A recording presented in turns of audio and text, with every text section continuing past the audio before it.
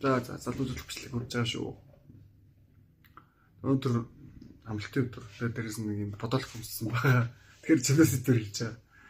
Дээрээс нь яг юм бэ гэхээр яг амь насны тухай ярил л да. Амиа хохоолох гэдэг үзлээ шүү дээ. Амиа хохоолох урт нас хоёр хооронд шал өөр шүү. Нэг нь аюу муухай үйлдэл, нэг нь аюу сайн үйлдэл гэхгүй. Урт нас бол аюу баяр маш их буян. Яа буян юм бэ гэхээр чи хайртай хүмүүнд ингээ хайр чамайг хүмүүс хайрлж штэ. Тэр хайрын хариу жинхэнээсээ барьж байгаа байхгүй юу? Айгуу буянтай үйлдэл штэ. Чи нэг хүний сайн ах байлаа. Чи нэг хүний сайн хүүн байлаа. Тэ? Эсвэл чи ингээ сайн найз нь байлаа. Гэтэ чи тэр хүмүүсийг хаяад авч болохгүй гэдэг тийм хариуцлага байгаа тэ. Тэр энэ хариуцлага биелүүлж байгаа маш том буян бохгүй да. Тийм. Амиа хоогоолох гэж ямар үйлдэл хэлтийн тэгвэл. Амиа хоогоолох гэдэг бол хуваачих тийм хит хөнгөн модох, зүхтаах тийм олон янзын үзэглүүд нийлбэр штэ. Жишээлбэл одоо халахыг бол энэ дайн болёо гэж үзээ зөө. Дайн болж штэ тэнд. Ингээд хүмүүс хоорондоо байлдаж байгаа зөө. Буусан магссан. Даа. Тэм бодож дээ. Зүхтчлаа. Зэргийн үйлээр яг шууд буудуулна шийтгэл авна штэ. Тэр бол амиа хоголох үйлдэл мүү. Одоо орчин үед болохоор тэр бас арай биш. Амиа хоголох гэдэг ингээд олон юмар үзэгддэг. Гэтэ яг одоо миний харж байгаа үнцэг яг юм бэ гэхээр хитэх завхаар л тэр бол амиа хоголох үйлдэл мүү. Хитэх хөө ачаал тэр бас амиа хоголох үйлдэл мүү. Хитэх мухар сүсэг энэ бас амиа хоголох үйлдэл мөн гэж үзэж байгаа байхгүй. Яагаад юм бэ гэхээр хитэх мухар сүсэг чинь чи өөрийгөө бодоод өөртөө ашигтай болохоор чи тэнэглэлийг ингээд давтаж байгаа. Тэгээд тэр чинь бусдад хохирол учруулж байгаа. Энэ бол ингээд өөрийгөө бодоод бусдад гай болж байгаа үзэл мөн. Ер нь бол хэрвээ ингээд амь нас гэдэг зүйл одоо би 21-р зуунд ярьж штэ. Би 21-р зуунд урт нас гэдэг сэдвийг ярингууд би та нарыг нэг тийм амиа хичээсэн гар болох гэдэг биш байхгүй юу?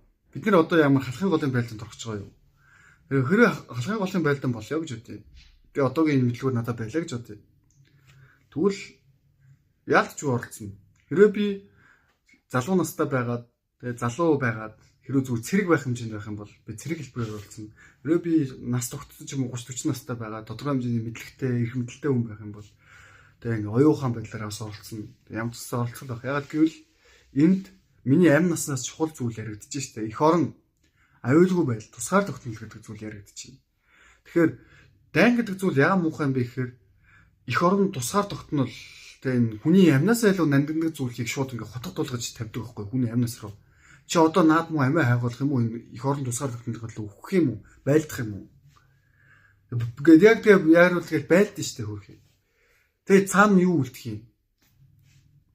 Ядуу хүмүүс бэлэвсэн эмэгтэйчүүд, уйсан ээжүүд, аавууд хоосрол, гуниг үлдэн. Азар бид нар одоо дайнгуу нийгэмд амьдарч байгаа байхгүй юу? Тэгээ дайнгуу нийгэмд амьдарч байгаа мөртлөө дайнтай юм шиг амьдардаг тийм тэнэг хоосрлоо бас болох хэрэгтэй байхгүй юу?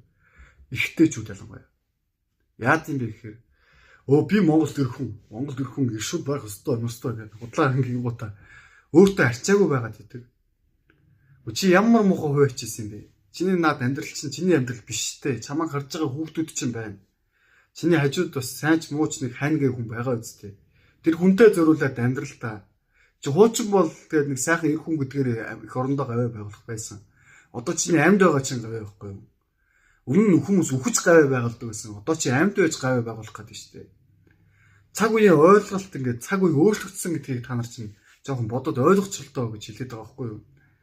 Тэгээ хаах уу. Тэгээ ер нь бол 40 настай хүмүүс нь яг үүрсэн шиг үүрээд явал энэ сэдвийг надтай гоё ярилцаад ирвэл би ч яг ингээд залуу насндаа иймэрхүү зүйл хийх биш. Жоохон бас хөвчлөлтөө баймаар байна.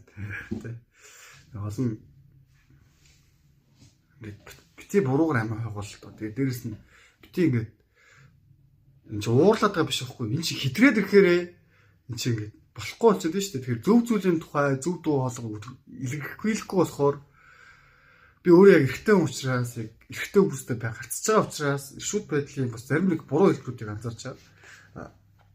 Би өөрөө бас төгс хүрэх хүн биш. Төгс ирэх хүн болохоор чам зааж байгаа биш. Дахиад хэлье.